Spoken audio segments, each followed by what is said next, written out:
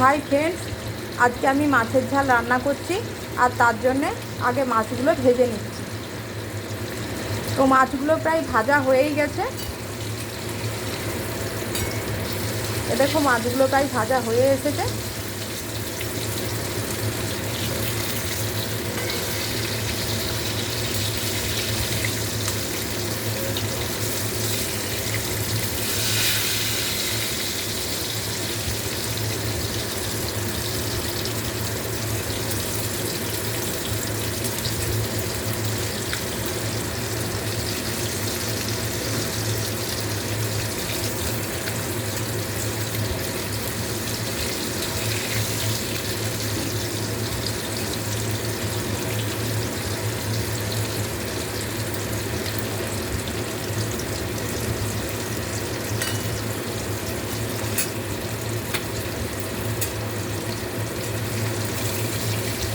একে একে মাছগুলো তুলে নিচ্ছি।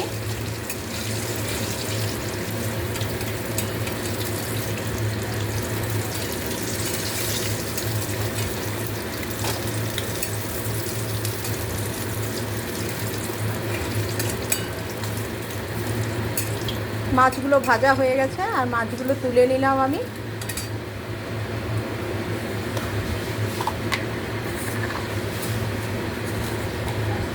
এবারে কড়াতে আমি কালো জিরে দিলাম। কালো জিরেটা ফ্রাই হলো। কালো জিরেটা ফ্রাই হওয়ার পরে আমি সর্ষে, পোস্ত, কাঁচা লঙ্কা, আদা একসাথে ব্লেন্ড করে রেখেছি, এটা দিয়ে দিলাম।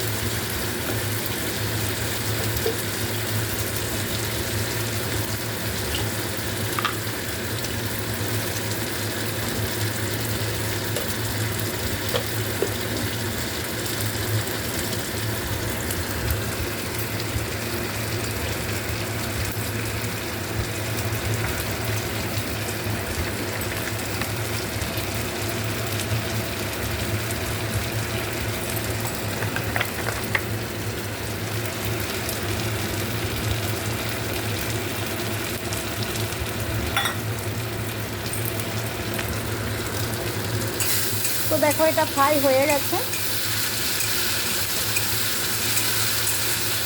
খুব ভালো মতো এটা ফ্রাই হয়ে গেছে।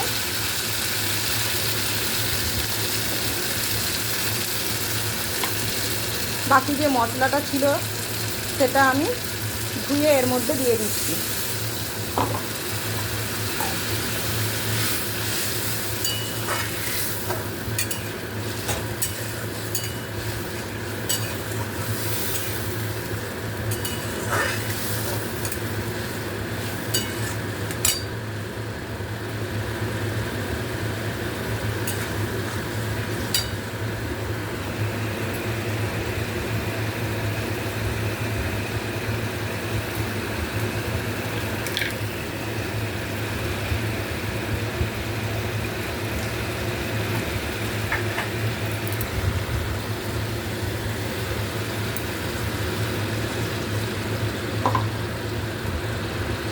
আর একটু জল দিয়ে দিলাম। এক হাতে ক্যামেরা করছি আর এক হাতে রান্না করছি, তো ওই জন্য একটু নড়ছে, ঠিক আছে।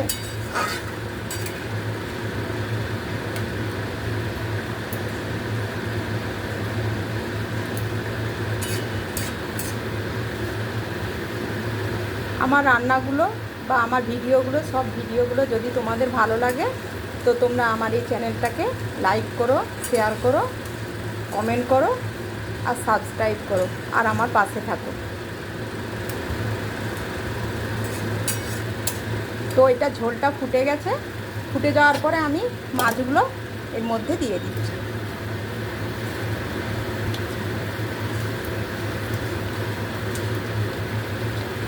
তো মাছগুলো এর মধ্যে দিয়ে দিলাম। কাঁচা লঙ্কা এখানে আমি 4টে দিয়েছি, তোমাদের যদি ইচ্ছে করে তোমরা আরও কম দিতে পারো। যেহেতু আমি ঝালটা একটু বেশি খাই তাই আমি কাঁচা লঙ্কা আবার অ্যাড করেছি। মাছের ঝালের সাথে কাঁচা লঙ্কাগুলো খুব ভালো লাগে খেতে, সেদ্ধ হয়ে যায়, খুব ভালো লাগে। আর আমি আবার কাঁচা লঙ্কা এর সাথে মানে সর্ষে পোস্ত যখন বেটেছি এর সাথেও কিন্তু কাঁচা লঙ্কা দিয়েছি। তোমরা ঝালটা তোমরা যতটা খাও সেই বুঝে কিন্তু দিও।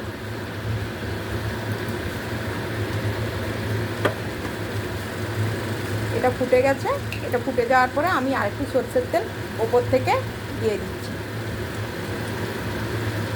ওপর থেকে আরেকটু সরষের তেল দিয়ে দিলাম। তারপরে গ্যাসের নোবটা অফ করলাম। হয়ে গেছে আমার মাছের ঝাল রান্না। এটা গরম ভাতের সাথে খেয়েও তোমরা বিভিন্নভাবে মাছের ঝাল করে থাকো। তো আমি যে রেসিপিটা করলাম এটা একবার ট্রাই করে দেখো কেমন লাগে, আর কীরকম লাগে সেটা আমাকে কমেন্টে তোমরা জানিও।